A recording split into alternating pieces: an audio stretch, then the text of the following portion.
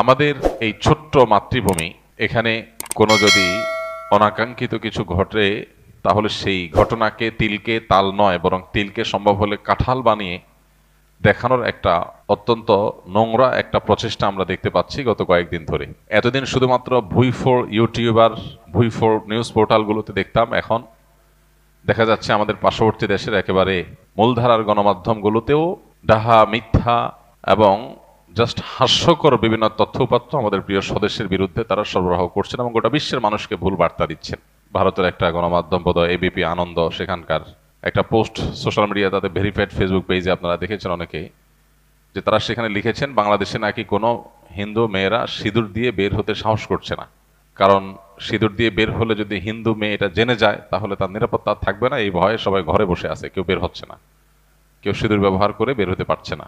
মানুষ মিথ্যা বলে, কিন্তু এরকম দিনের দুপুরে দাঁড়ায়া ডাহা ডাকাতি যাকে বলে, এরকম জোচ্ছুরি এবং এই ধরনের নির্লজ্জ মিথ্যাচারও মানুষ করতে পারে, তাও আবার তথাকথিত মূলধারার গণমাধ্যম বা প্রসিদ্ধ পরিচিত গণমাধ্যমের মতো এ ধরনের প্রতিষ্ঠান থেকে।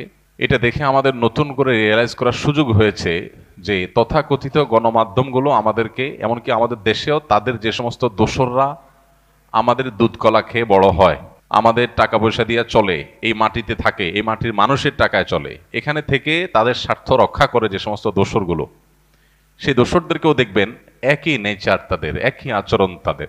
তারা এখানকার তিলকে তাল নয় পারলে কাঁঠাল বানায় দেখায়। তো এই সময়টাতে আমাদের আসলে আরো বেশি দায়িত্বশীল আচরণ করার যে তাগাদা সেটা আমাদের মধ্যে চলে আসে।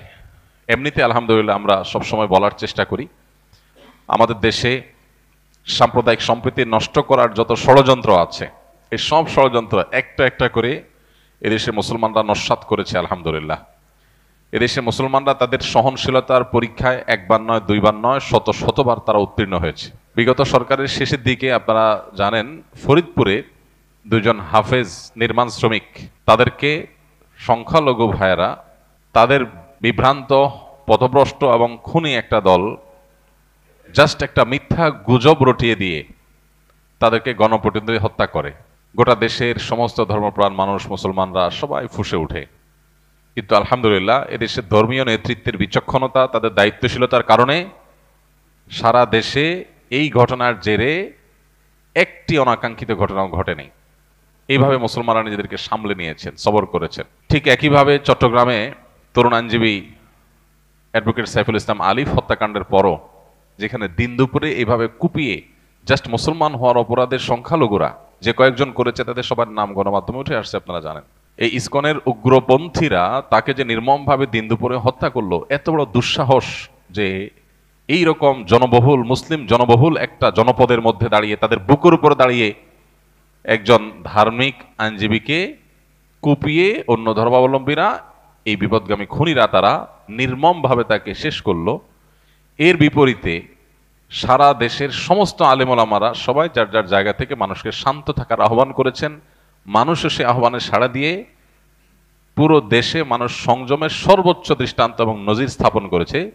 পৃথিবীর কোনো দেশে, বিশেষ করে অন্তত আমাদের পার্শ্ববর্তী যে দেশগুলো আমাদেরকে সারাদিন সকাল বিকাল নসিহত করে, সবক দেয়, আমাদের দৌড় ধরতে আসে, তাদের দেশে যদি 5-7 জন 10 জন মসজিদ থেকে বের হয়ে মুসলমানরা এরকম যদি কোনো হিন্দুদের কোনো ধার্মিক কোনো মানুষকে এরকম নির্মমভাবে দিন দুপুরে যদি এই ঘটনা ঘটাতো, নৃশংস হত্যাকাণ্ড ঘটাতো, তাহলে কত মসজিদ জ্বলে পুড়ে ছাই হইতো, কত মুসলমানের ঘর ভাঙতো, কত মানুষ হত্যা হতো, সেটার কোনো ইয়ত্তা নাই। কিন্তু বাংলাদেশের মানুষ সরকারকে বিচারের ভার দিয়ে, দায়িত্ব দিয়ে, সরকারকে তার জন্য দাবি জানিয়ে তারা আইন নিজের হাতে না তুলে সংযমের সর্বোচ্চ পরীক্ষা তারা উত্তীর্ণ হয়েছে। এরকম ঘটনা 2টা-4টা নয়, শত শত ঘটনা আছে যে মুসলমানরা তারা সবসময় সংযমী থেকেছে। কিন্তু এরপরেও এক শ্রেণীর মিডিয়া, তার একটা ক্ষুদ্র অংশ আছে আমাদের দেশে যারা তাদের দোসর হয়ে কাজ করে, আর বাকি আজকাল আমরা যেটা দেখতে পাচ্ছি আমাদের পার্শ্ববর্তী দেশ থেকে অনবরত উস্কানি দিয়ে দেশে, দেশের বাইরে, বিভিন্ন দেশে বাংলাদেশের মানুষের ভাবমূর্তি ক্ষুণ্ণ করার, বাংলাদেশের মানুষকে খারাপ মানুষ হিসেবে দেখানোর একটা চেষ্টা তারা করছে, অপচেষ্টা করছে। এই সময়টাতে আমাদের শত শত মত পার্থক্য থাকা সত্ত্বেও ঐক্যবদ্ধ হওয়ার সময়। হাজারটা বিষয়ে আমরা মত পার্থক্য করতেই পারি, কিন্তু আমাদের দেশের যে ইমেজ আছে সেই ইমেজটা যদি নষ্ট হয়ে যায় বা আমাদের যদি দুর্নাম করে, আমাদেরকে যদি খারাপ হিসাবে বিশ্বের দরবারে কেউ চিত্রায়িত করার চেষ্টা করে এবং সে যদি সফল হয় তাহলে দিন শেষে ক্ষতিগ্রস্ত আমরা সবাই হব।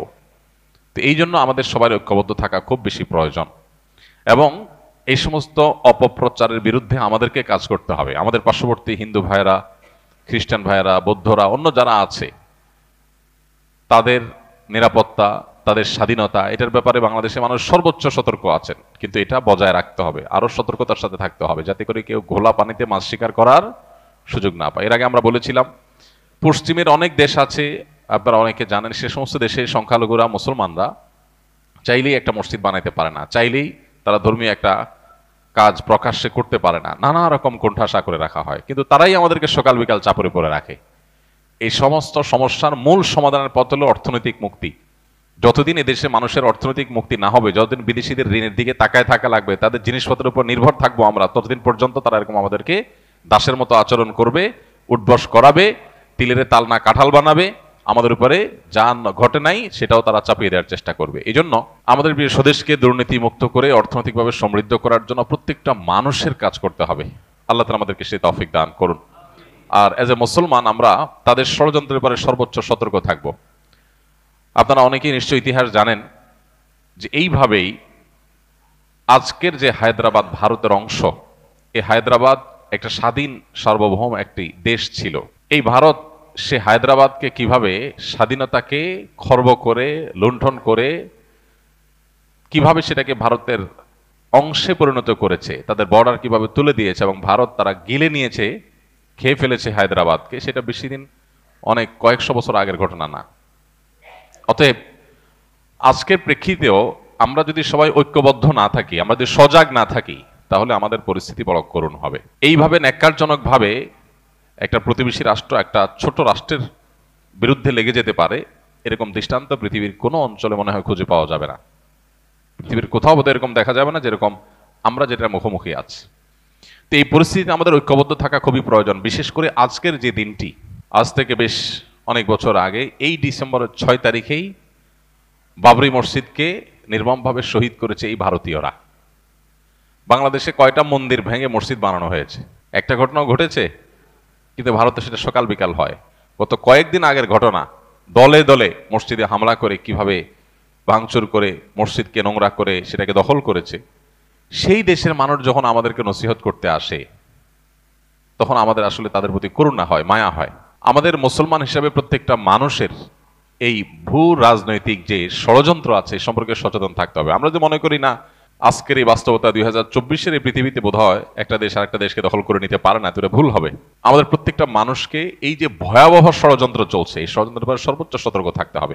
কোন অবস্থাতে এই ষড়যন্ত্র যাতে তারা সফল না হতে পারে। রাজনৈতিক মতপার্থক্য থাকতে পারে, ধর্মীয় মতভিন্নতা থাকতে পারে, নানা বিষয়ে মতভিন্নতা থাকতে পারে, কিন্তু আমাদের এই ছোট্ট দেশটা কেউ দখল করে নিয়ে যাক আর আমাদেরকে দাস বানায় রাখুক, এটা আমরা কেউই নিশ্চয়ই চাইবো না। যদি না চাই তাহলে সজাগ হতে হবে প্রত্যেকটা মানুষকে। তারা এতদিন ধরে আমাদেরকে গোলামের মতো, দাসের মতো চালায়া তারা ধরেই নিয়েছে যে এরা বোধহয় সারা জীবন দাসের মতো আমাদের কথায় উঠবস করবে। এখন যখন দেখছে সব কথা উঠবস করে না, তখন তাদের মাথা খারাপ হয়ে গেছে। আমরা যদি ঐক্যবদ্ধ থাকি, ইনশাআল্লাহ বিইذনিল্লাহ কোনো অবস্থাতেই তারা তাদের সে ষড়যন্ত্রে সফলতা অর্জন করবে না। আল্লাহ তাআলা আমাদের প্রিয় স্বদেশকে সকল ষড়যন্ত্র থেকে হেফাজতে রাখুন এবং আমরাও ব্যক্তিগত যে সমস্ত চিন্তাধারা আছে সেগুলোর ঊর্ধ্বে ওঠার চেষ্টা করি। বিশেষ করে মতপার্থক্যের জায়গা যেগুলো আছে, সে সমস্ত মতপার্থক্যের জায়গাগুলোতে আমরা আপন জায়গা মতপার্থক্য রেখেও জাতীয় ঐক্যমত গড়ে তোলার চেষ্টা করি। আমাদের পার্শ্ববর্তী, আমাদের নিকটবর্তী প্রতিবেশী অন্য ধর্মাবলম্বী যারা আছেন তাদেরকেও আমরা আস্থায় আনার চেষ্টা করি। তারা যদি এই দেশকে সত্যি ভালোবাসে, তাহলে অন্যদের ক্রীড়া নকে পরিণত হওয়া তাদের ঠিক হবে না।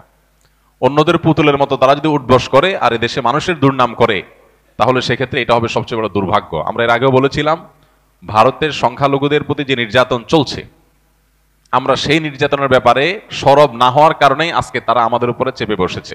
গতকালকে আমরা মাননীয় চিফ অ্যাডভাইজার মহোদয়ের ডাকে বসেছিলাম, সেখানে আমাদের অনেকেই চিফ অ্যাডভাইজার মহোদয়কে এই দাবি তুলেছেন যে বাংলাদেশে হিন্দুদের নিয়ে যদি ভারতীয়রা মিথ্যা অভিযোগ দিয়ে নাক গলাতে আসে, তাহলে দিন দুপুরে খুল্লম খোলা যে মুসলিম সংখ্যালঘুদের উপরে ভারতে নির্যাতন হচ্ছে, এই মসজিদগুলো ভাঙচুর হচ্ছে, সেটা নিয়ে বাংলাদেশের সরকার জায়গা থেকে কেন প্রতিবাদ করা হচ্ছে না? আপনারা জোর গলা প্রতিবাদ করেন, আপনারা না করার কারণে আজকে তারা আমাদের উপরে চেপে পড়েছে।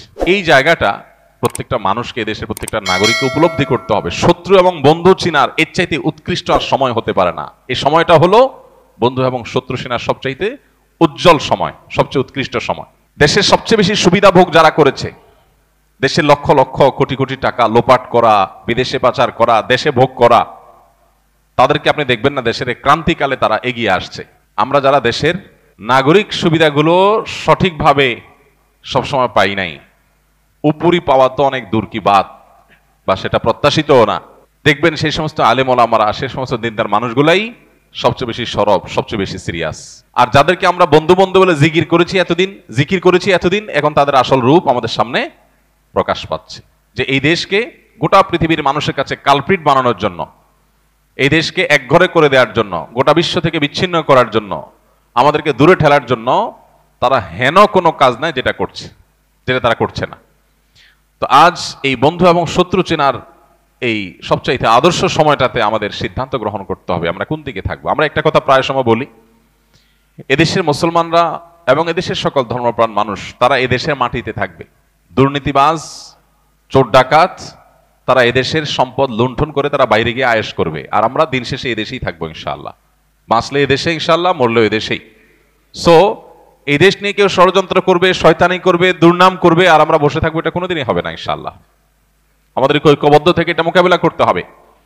এবং এই মোকাবিলার জন্য এই ভূ রাজনৈতিক যে শয়তানি এবং চক্রান্তগুলো আছে, এগুলো আমাদেরকে খুব গভীরভাবে পর্যবেক্ষণ করতে হবে। আপনি একটা জিনিস খুব ভালোভাবে লক্ষ্য করেছেন যে কিছুদিন আগে যখন জাতীয় সঙ্গীত নিয়ে একটা আলাপ উঠলো, যে জাতীয় সঙ্গীত এটা কি বাংলাদেশের জন্য লেখা হয়েছিল নাকি অবিভক্ত বাংলার জন্য তৈরি করা হয়েছিল?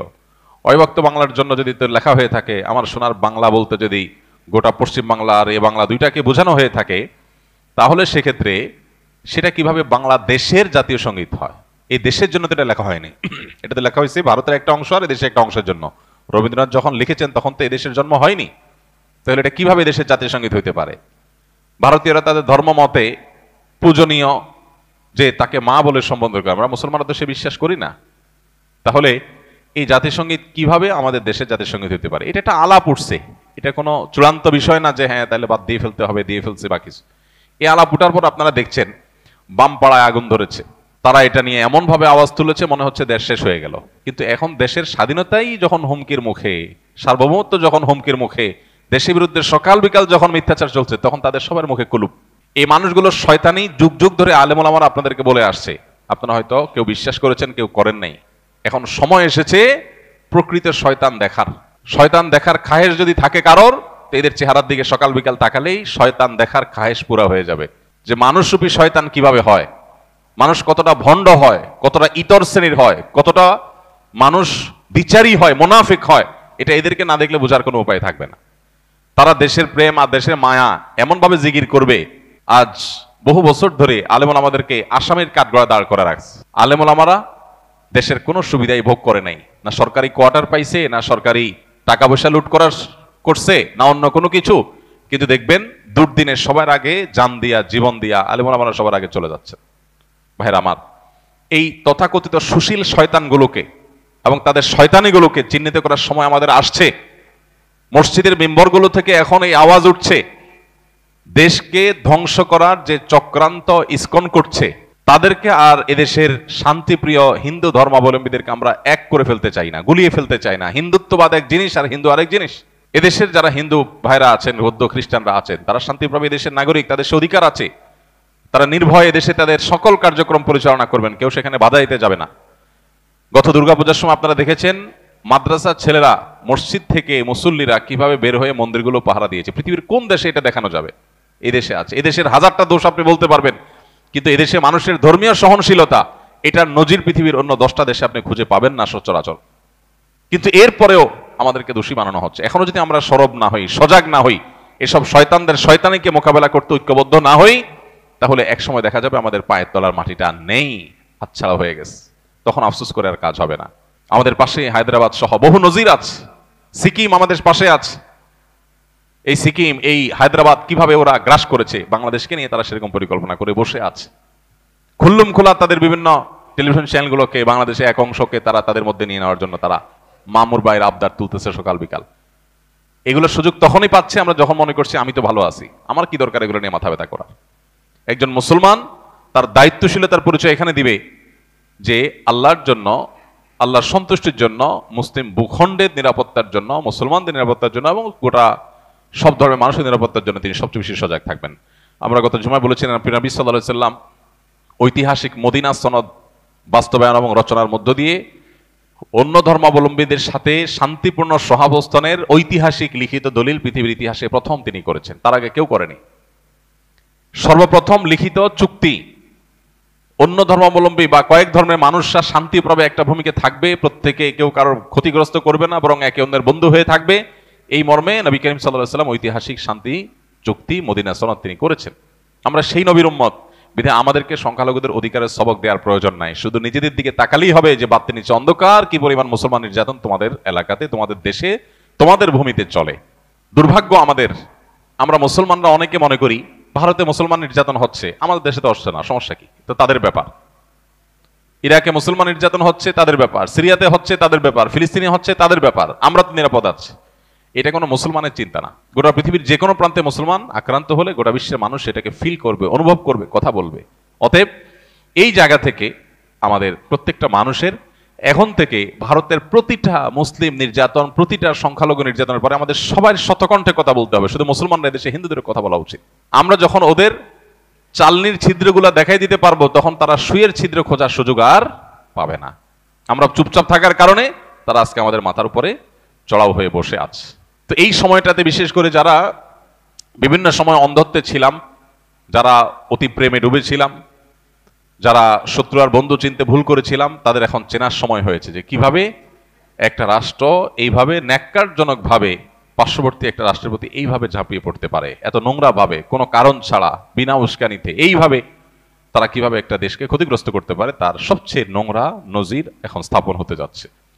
আমি আবারও বলছি, যদি আমরা সতর্ক না হই তাহলে সেক্ষেত্রে এই দেশ আমাদের আর থাকবে না, এবং এদেশে আমরা যে বিগত কয়েক বছর ধরে আমরা দাসের মতো ছিলাম, সেটা যে আরো কতটা ভয়াবহ আকার ধারণ করতে পারে একমাত্র আল্লাহ তাআলা ভালো জানেন। বিধায় প্রত্যেকটা মানুষকে সজাগ হতে হবে, সতর্ক হতে হবে। এবং ধর্মীয় সম্প্রীতির ব্যাপারে আমরা প্রত্যেকটা মানুষ নিজে থেকে উদ্যোগ নিয়ে নিয়ে আমাদেরকে ধর্মীয় সম্প্রীতি রক্ষা করে তাদের মিথ্যা অভিযোগ, এটাকে মিথ্যা প্রমাণ করতে হবে। সেই অভিযোগকে মিথ্যা প্রমাণ করার জন্য আমাদেরকে ভূমিকা রাখতে হবে, এবং পাড়ায় পাড়ায়, মহল্লা মহল্লায় অন্য ধর্মাবলম্বী যে সমস্ত ভাই বোনরা আছে, সম্ভব হলে তাদের সাথে মিট করতে হবে, তাদেরকে নিয়ে একসাথে বসতে হবে যে ভাই আপনারা কোনো অসুবিধা অনুভব করছেন কিনা, কেউ আপনাদের কোনো অসুবিধা করছে কিনা, তাদেরকে আশ্বস্ত করতে হবে। এবং অহেতুক তাদের মনে যে ভয় সৃষ্টি করছে পার্শ্ববর্তী দেশ থেকে, সেগুলোর ব্যাপারে তাদেরকে অভয় দিতে হবে যে আমরা হিন্দু মুসলিম কাঁধে কাঁধ মিলিয়ে আমাদের প্রিয় মাতৃভূমিতে আছি এবং থাকবো ইনশাআল্লাহ। প্রিয় নবী সাল্লাল্লাহু আলাইহি ওয়াসাল্লাম বলেছেন, তিনি যখন তার মদিনা রাষ্ট্র কায়েম করেছেন তখন তার সেই ঐতিহাসিক বক্তব্য ছিল যে আমার এখানে যে সবচেয়ে দুর্বল সে হলো সবচেয়ে শক্তিশালী। ঐতিহাসিক উক্তি। নবী সাল্লাল্লাহু আলাইহি ওয়াসাল্লাম বলেছেন, আমার এই মদিনা রাষ্ট্রে যে সবচেয়ে বেশি দুর্বল সে হলো সবচেয়ে বেশি শক্তিশালী। কিভাবে? যে ব্যক্তিকে সবাই কোণঠাসা করে রাখে, দুর্বল করে রাখে, ভীত সন্ত্রস্ত করে রাখে, দমিয়ে রাখতে চায়, চাপিয়ে রাখতে চায়, তার অধিকার কেড়ে নিতে চায়, তাকে দুর্বল করে রাখতে চায়, যে দীনহীন, মিসকিন, অসহায়, এই মানুষটা নবী সাল্লাল্লাহু আলাইহি ওয়াসাল্লাম তাকে বলছেন যে মদিনার রাষ্ট্র তোমার সাথে আছে এবং তোমাকে রাষ্ট্র তোমাকে সঙ্গ দিয়ে শক্তিশালী করছে, যে তোমার হাতের সাথে রাষ্ট্রের হাত আছে, তোমাকে কেউ দুর্বল যেন করে ফেলতে না পারে। আর যে আমার কাছে শক্তিশালী, নবী সাল্লাল্লাহু আলাইহি ওয়াসাল্লাম বলেছেন, সে হলো এই সমাজে সবচেয়ে দুর্বল। অর্থাৎ তাকে দুর্বলের মতো ট্রিট করা হবে, তার শক্তির কারণে তাকে কোনো কম্প্রোমাইজ করা, সিম্প্যাথি দেখানো, কোনো ছাড় বা সুযোগ দেওয়া হবে না। সবচেয়ে দুর্বলের মতো আচরণ তার সাথে কথা হবে যে সবচেয়ে বেশি শক্তিশালী। অতএব আমরা আমাদের পার্শ্ববর্তী যে সমস্ত অন্য ধর্মাবলম্বী ভাইরা বোনেরা আছেন তাদের সাথে মিট করব, সম্ভব হলে বসবো এবং তাদেরকে বোঝাবো যে ভাই কোনো অসুবিধা আছে আপনাদের, কোনো কষ্টে আছেন আপনারা, আপনাদের ধর্মীয় কাজে কেউ বাধা দেয়? আপনারা দেখেছেন এর আগে বিভিন্ন মন্দিরে দেখা গেছে যে অন্য কোনো হিন্দু যুবক বা অন্য কেউ তারাই হামলা করতে গিয়ে ধরা পড়েছেন। আর যতগুলো সংখ্যালঘু নির্যাতনের ঘটনা দেশে ঘটেছে, এটা আমরা সবাই জানি, ওপেন সিক্রেট। বিচ্ছিন্ন দু চারটা যাই ঘটেছে তার সবগুলো হলো রাজনৈতিক, এগুলো একটাও ধর্মীয় না। মুসলমানদের মসজিদ থেকে মিছিল নিয়ে যায় মন্দির ভেঙে দিছে, এই ঘটনা এদেশে ঘটে না, বরং রাজনৈতিক উদ্দেশ্যে কিছু টাকা পয়সা দিয়ে এই ধরনের ঘটনা ঘটানো হয়ে থাকে, তিল হলে সেটাকে তাল করে দেখানোর জন্য। তো এই জায়গাটাতে আমাদের ডায়ালগ বাড়াতে হবে, আলোচনা বাড়াতে হবে। যত বেশি আলোচনা বাড়াবো, তাদেরকে অভয় দিব, তাদের সাথে আমরা মিশবো। আমাদেরও কিছু সমস্যার জায়গা আছে। অনেক মুসলমান আছেন যারা মনে করেন যে হিন্দুদের সাথে, অন্য ধর্মাবলম্বীদের সাথে বোধহয় উঠবস করলে, কোনো লেনদেন করলে বোধহয় আমার ঈমান আমল চলে যাবে। এই সমস্ত ভুল ধারণার কারণেও এক ধরনের দূরত্ব আমাদের মধ্যে তৈরি আছে। এটা হওয়া উচিত না। আদর্শিক জায়গায় আপনি 100% অটল থাকবেন, আপনার ঈমান, আপনার আকীদা, আপনার বিশ্বাসের জায়গায় আপনি 100% পরিষ্কার থাকবেন। আমি তাওহীদের সাথে কোনো কম্প্রোমাইজ করব না, চুল পরিমাণ করব না। আমি এক আল্লাহ বিশ্বাসী, আমি আমার ইবাদত করব। কিন্তু অন্য ধর্মের মানুষ যে আমার বিশ্বাসের সাথে একমত না, তিনি আমার মতে সঠিক পথে নাই, সেটা আমার মতের ব্যাপার। কিন্তু আচরণের ব্যাপার হবে তার সাথে একজন ভাই ভাইয়ের মতো করে। আর আদম আলাইহিস সালামের সন্তান হিসেবে আমরা তো আসলে সবাই ভাই ভাই। তারাও আদম আলাইহিস সালামের সন্তান, আমরাও আদম আলাইহিস সালামের সন্তান, সেই হিসাবে তো আমরা একই বাবার সন্তান। সো এই জায়গা থেকে তাদের মধ্যে, তাদের ব্যাপারে আমাদের অনেকের মধ্যে যে সমস্ত ভুল ধারণাগুলো আছে, এগুলো দূর করতে হবে। কোন এলাকাতে যদি হিন্দু হওয়ার কারণে কাউকে কোণঠাসা করার কেউ চেষ্টা করে, আমরা তাদের পাশে দাঁড়াতে হবে। যদিও মুসলমানরা সচেতন সতর্ক, কিন্তু আরো বেশি সচেতন সতর্ক হতে হবে। আল্লাহ তাআলা আমাদের সবাইকে সেই তৌফিক দান করুন। একটা ক্রাইসিস মোমেন্ট চলছে, একটা ক্রিটিক্যাল সময় চলছে। বিশ্বের বিভিন্ন শক্তিশালী দেশগুলোকে এই দেশে বিরুদ্ধে দাঁড় করানোর এক চক্রান্ত, এক খেলা এখানে চলছে। সেখানে এই দেশীয় যে বিদেশিদের এজেন্ট মিডিয়াগুলো আছে, সেগুলোকে ভালো করে চিনে রাখার সময় হয়েছে। এরা বিদেশিদের পারপাসগুলো কিভাবে সার্ভ করে, তাদের নিউজ করার স্টাইল যদি দেখেন, লেখাজোকার স্টাইল যদি দেখেন, তাদের রিপোর্ট করার স্টাইল যদি দেখেন, তাহলে পণ্ডিত হওয়া লাগবে না আপনার বোঝার জন্য যে তারা আসলে তাদের টোনে, বিদেশিদের টোনে তারা কথা বলতে চায় এবং এই দেশকে তারা ব্যর্থ রাষ্ট্র হিসাবে পরিণত করতে চায়, বিদেশিদের খবরদারি এখানে বাড়াতে চায়। আমরা তো বিদেশিদের খবরদারি থেকে মুক্ত হতে চাই, আমরা স্বাধীন থাকতে চাই, কিন্তু আমাদের উপরে বিদেশিদের খবরদারি বাড়ানোর জন্য এদেশের কিছু মিডিয়াও কাজ করছে। চোখ কান খোলা রাখতে হবে এবং সজাগ থাকতে হবে, ঐক্যবদ্ধ থাকতে হবে। আমরা আবারও বলি, শত বিষয়ে আমাদের মত পার্থক্য থাকতে পারে, কিন্তু আমাদের এই প্রিয় স্বদেশটাকে সেভ করার ব্যাপারে, এটাকে নিরাপদ রাখার ব্যাপারে আমাদের কোনো দ্বিমত থাকা উচিত না। এ ব্যাপারে আমাদের কাঁধে কাঁধ মিলিয়ে কাজ করতে হবে। আল্লাহ তাআলা আমাদের সবাইকে সেই তৌফিক দান করুন। আমরা এজ এ মুসলমান অন্য ধর্মাবলম্বীদের অধিকারগুলো যেমন নিশ্চিত করার চেষ্টা করব, তাদের প্রতি সম্প্রীতি সৌহার্দ্য আমরা বজায় রাখার চেষ্টা করব। তাদের পূজায় গিয়ে তাদের সাথে সামিল হয়ে আপনাকে একাত্মতা পোষণ করতে ইসলাম বলে না। ইসলাম বলে তাদের পূজা তারা করুক, আপনি করেন, কিন্তু তাদের পূজা নির্বিঘ্নে যা তারা করতে পারে, কেউ যেন বাধা সৃষ্টি না করতে পারে, সে বিষয়টা আপনি খেয়াল রাখেন। সামাজিক মর্যাদা যাতে তারা কোনো অংশে কম না পায়, সেদিকে আপনি খেয়াল রাখেন। এর আগে বারবার আমরা একটা হাদিস আপনাদের শুনিয়েছি, নবী করিম সাল্লাল্লাহু আলাইহি ওয়াসাল্লামের সামনে দিয়ে একজন ইহুদির লাশ নিয়ে যাওয়া হচ্ছে। ইহুদি, মুসলমানের প্রতি সবচেয়ে বেশি বিদ্বেষ রাখে ইহুদিরা, সেই ইহুদির লাশ নেওয়া হচ্ছে। নবী করিম সাল্লাল্লাহু আলাইহি ওয়াসাল্লাম সে লাশের প্রতি একটা সম্মান প্রদর্শন করলেন। তখন একজন বললেন, হে আল্লাহর রাসূল, এটা একজন ইহুদির লাশ না, আপনি কেন সম্মান প্রদর্শন করলেন? তখন তিনি বলেছিলেন, আলাইসাত নাফসা, এই ইহুদির লাশ, এটা কি কোনো মানুষের লাশ না? এজ এ মানুষ সে কি আমার কাছে রেসপেক্ট পেতে পারে না? আমরা সেই নবীর উম্মত। সো আমার পার্শ্ববর্তী কোনো হিন্দু, খ্রিস্টান, বৌদ্ধ যদি থাকে, কয়জন আছি তাদের বাসায় আমরা রান্না করে একটু খাবার পাঠিয়েছি বা গিফট পাঠিয়েছি? আমরা মুসলমান তো মুখে দাবি করি। নবী করিম সাল্লাল্লাহু আলাইহি ওয়াসাল্লাম অন্য ধর্মাবলম্বীদেরকে হাদিয়া দিয়েছেন, উপঢৌকন দিয়েছেন, উপহার দিয়েছেন, উপহার গ্রহণ করেছেন, লেনদেন করেছেন, সামাজিক সমস্ত কার্যক্রম তাদের সাথে করেছেন। আমার দিন, আকীদা, ঈমান, তাওহীদ এটা আপন জায়গায়, কিন্তু সেই সাথে তাদের সাথে সামাজিক যে লেনদেন, সেগুলো করতে কোনো নিষেধ ইসলাম আমাদেরকে করে নাই। অহেতুক অনেক প্রাচীর আমরা অনেকে তুলে রেখেছি, মনে করি যে না তাদের সাথে মিশলে, উঠলে, বসলে বোধহয় আমার জাত চলে যাবে। মুসলমানের জাত বলতে কিছু নেই। আমরা বরং প্রোঅ্যাক্টিভ হয়ে তাদের সাথে মেশার চেষ্টা করা উচিত। এর আগে আপনাদেরকে আমরা শুনিয়েছিলাম, আব্দুল্লাহ ইবনে ওমর রাদিয়াল্লাহু তাআলা আনহু, তার বাসায় একবার বকরি জবে হয়েছে, ছাগল জবে হয়েছে। ছাগল জবে হওয়ার পর তিনি বাইরে ছিলেন, বাহির থেকে আসলেন, এসে জিজ্ঞেস করলেন, আজকে যে ছাগল জবে হলো আমাদের বাসায়, বড় করে ভোজন অনুষ্ঠান হচ্ছে, আমাদের পাশের বাসা যে ইহুদিরা আছে প্রতিবেশী, তাদের বাসায় কি পাঠানো হয়েছে কিনা? তখন তাকে বলা হলো না, তাদের বাসায় তো পাঠানো হয়নি। তখন তিনি খুব রাগ করলেন পরিবারের লোকদেরকে, কেন পাঠানো হলো না? প্রতিবেশী ইহুদি, অন্য ধর্মের মানুষ, কেন তার বাসায় আমরা আজকে ভালো খাবো, কেন তাদেরকে আমরা একটু দিলাম না?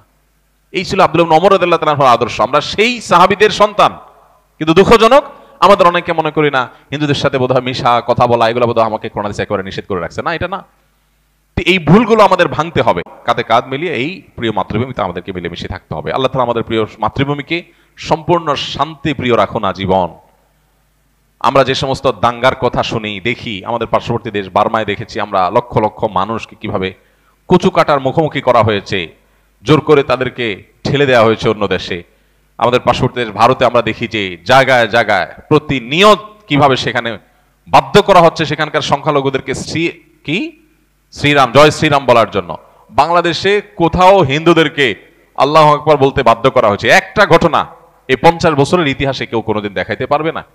একটা বিচ্ছিন্ন ঘটনা কোনোদিন কোনো হিন্দু দাঁড়িয়ে বলতে পারবে না যে আমাকে কোথাও বাধ্য করা হয়েছে আল্লাহু আকবার বলার জন্য। যদি কেউ বাধ্য করে, ওই মুসলমানের টুটি মুসলমানরাই ছিঁড়ে ফেলবে। এটা সেই দেশ। এই দেশে মানুষকে নসিহত দেওয়ার মতো কোনো নৈতিক অধিকার ভারতীয়দের নাই। তাদের কোনো নৈতিক অধিকার নাই। আমাদের কাছে পৌঁছাতে তাদের আরো 200 বছর লাগবে ইনশাআল্লাহ।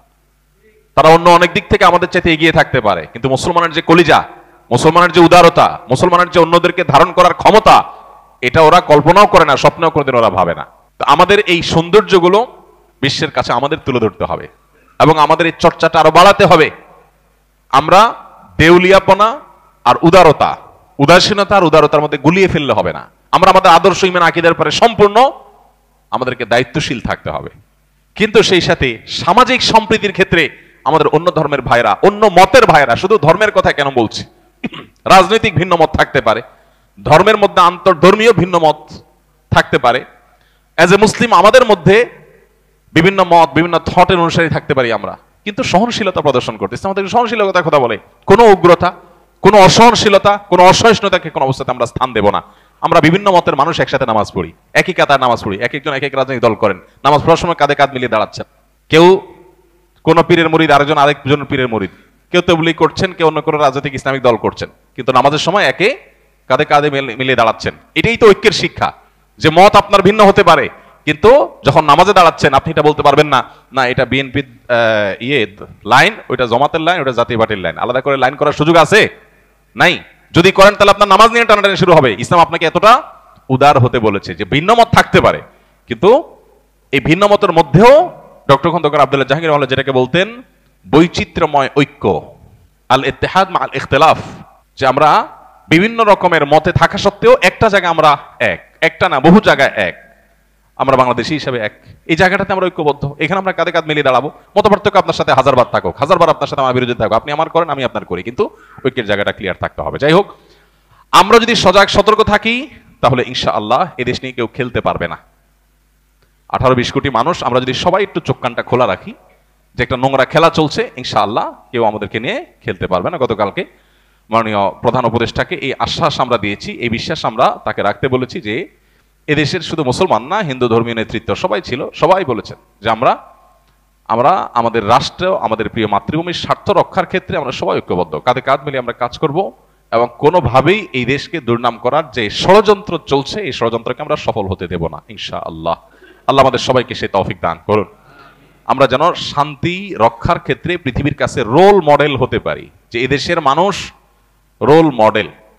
আমাদের ব্যক্তিগত দ্বন্দ্ব, কোন্দল, আমাদের রাজনৈতিক কোন্দল, এগুলো যদি থাকে, 10টা ঘটনা এগুলো যদি ঘটে, তাহলে আমাদের ধর্মীয় কোন্দল যেন জিরোতে আমরা নামাইতে পারি, যে এই বিষয়ে যেন কোনো কোন্দল আমাদের মধ্যে না থাকে। আল্লাহ আমাদের সবাইকে সেই তৌফিক